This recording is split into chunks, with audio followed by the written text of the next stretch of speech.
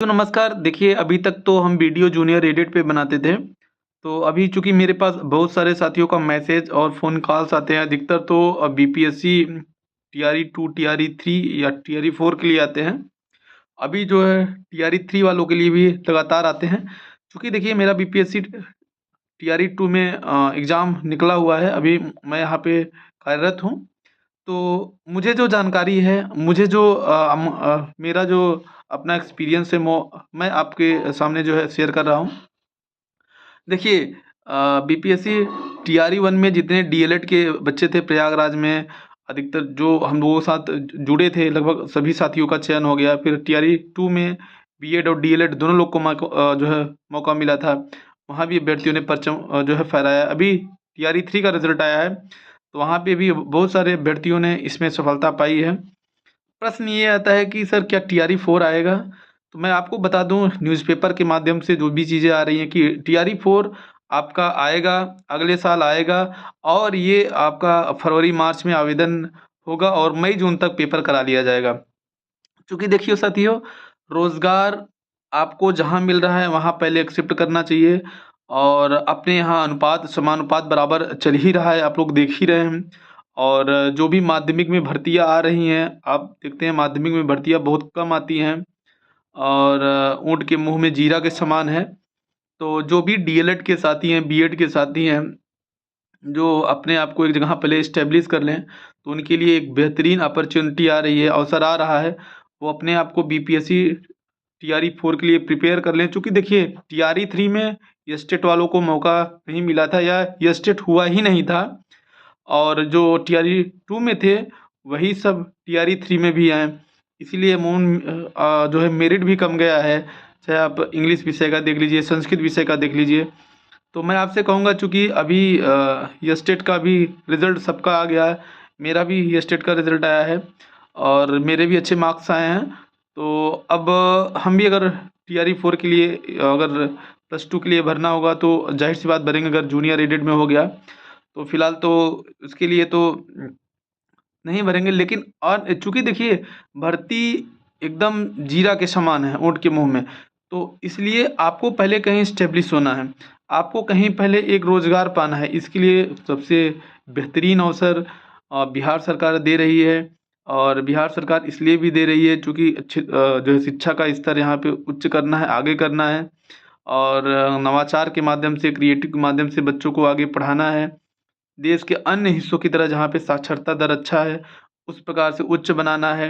यहाँ की सरकार, यहाँ के अधिकारी ने अगर आपको मौका दिया है तो बच्चे अच्छा कर भी रहे हैं और आप लोग देख ही रहे होंगे और आने वाले 10 साल में बिहार बहुत आगे जाएगा, क्योंकि जो भी अन्य राज्यों से अभ्यर्थी आ रहे हैं और जो नई-नई बहाली हो रही है, यहाँ के भी लोग जो चयनित हो रहे हैं, सब अच्छे बच्चे चयनित हो रहे हैं। तो कहीं न कहीं बिहार के बच्चों को, ननिहालों को बहुत अच्छा शिक्षा मिल रहा है और वो बहुत आगे जाएँगे। तो कहने का मतलब ये है कि आप लोग भी जो भी टीआरई 4 के लिए हैं, वो जिनका स्टेट क्लियर है, वो एकदम तैयारी में लग जाएँ। आपको इससे बेहतरीन मौका नहीं मिलेगा। देखिए रही बात पेमेंट की, तो यहाँ पे लोग र्यूमर फैलाते हैं कि पेमेंट बहुत कम है और देखिए ज़ाहिर-सी बात है, दूरी तो है। अब अगर आप एक राज्य से दूसरे राज्य में जाएँगे तो दूरी है।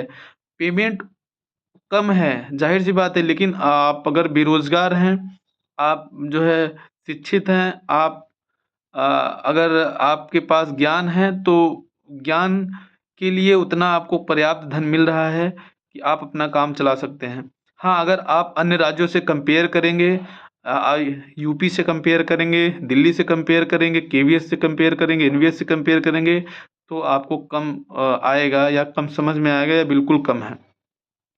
चूँकि अभी कोई भर्ती है नहीं, तो आपको ज़रूर यहाँ पे जो है अच्छे से मेहनत करना चाहिए और चूँकि शिक्षा देना है, तो शिक्षा आप कहीं भी दे दे सकते हैं। जब तक आपको अपने राज्यों में नौकरी नहीं मिल रही है, तब तक आप दूसरे के राज्य में भी सेवा दे दीजिए और आपको वहाँ अन्य राज्यों की जो है संस्कृति और तमाम चीज़ देखने को मिलेगा। जैसा कि हम भोजपुर में हैं, तो मुझे भी बहुत सारी चीज़ों को देखिए, एक एक होता है यूट्यूब में देखना और एक होता है रियल ज़मीनी स्तर पे देखना। तो मुझे यहाँ पे बहुत सारे अनुभव हुए हैं और बहुत सारे यहाँ के लोग बहुत अच्छे हैं और तो यहाँ हम अपना सेवा दे रहे हैं। जैसे ही यूपी में होगा तो भाई अगर मौका सब तलाशते हैं, क्योंकि दूरी का एक अपना होता है कि भाई दूर, घर से दूर है, अगर आपको तो मौका मिला है तो अपना जौहर दिखाइए। लेकिन अगर आपका सिलेक्शन यूपी में या अपने गृह राज्य में हो जाता है तो वो द बेस्ट है। तो मैं टीआरई 4 के लिए कहूँगा साथियों से कि वो टीआरई 4 के लिए जिनका स्टेट क्लियर है और जिनका टीआरई 2 में ही स्टेट क्लियर था, 2 या 3 में नहीं हुआ कि जो है किसी कारणवश से, वो सब साथी मन लगा के पढ़ें।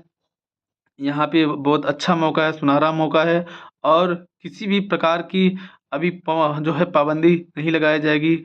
लोग र्यूमर फैला रहे हैं कि अदर राज्यों के लिए बैन कर दिया जाएगा, अब नहीं लिया जाएगा। ऐसा नहीं है साथियों।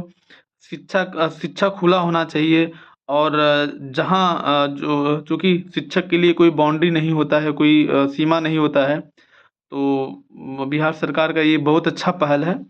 तो आप लोग ज़रूर तैयारी करिए, अच्छे से तैयारी करिए। आपका ये फरवरी न्यूज़पेपर के माध्यम से जो बातें आ रही हैं, फरवरी मार्च में आपका आवेदन ले लिया जाएगा और बहुत जल्द एग्ज़ाम होगा। जैसा कि जब एसीएसके के पाठक सर थे, वो तो यहाँ तक बोल दिए थे कि जो है मार्च 2023 में टीआरई 3 होगा और उसके बाद अगस्त सितंबर में टीआरई 4 होगा।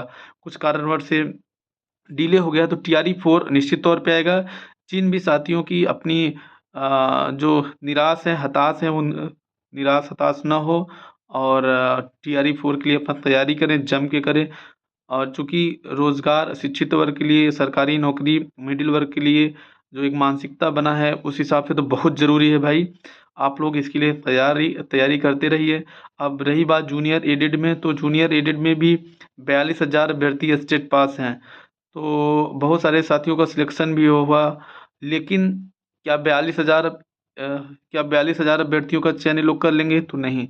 तो कोई भी अभ्यर्थी हो, कहीं भी चयनित हो, कोई भी फॉर्म डाला है, कहीं भी डाला है, पद के सापेक्ष, अगर पद के सापेक्ष अधिक बच्चे हैं तो आप अपनी तैयारी अदर भी करते रहें। धन्यवाद, नमस्कार।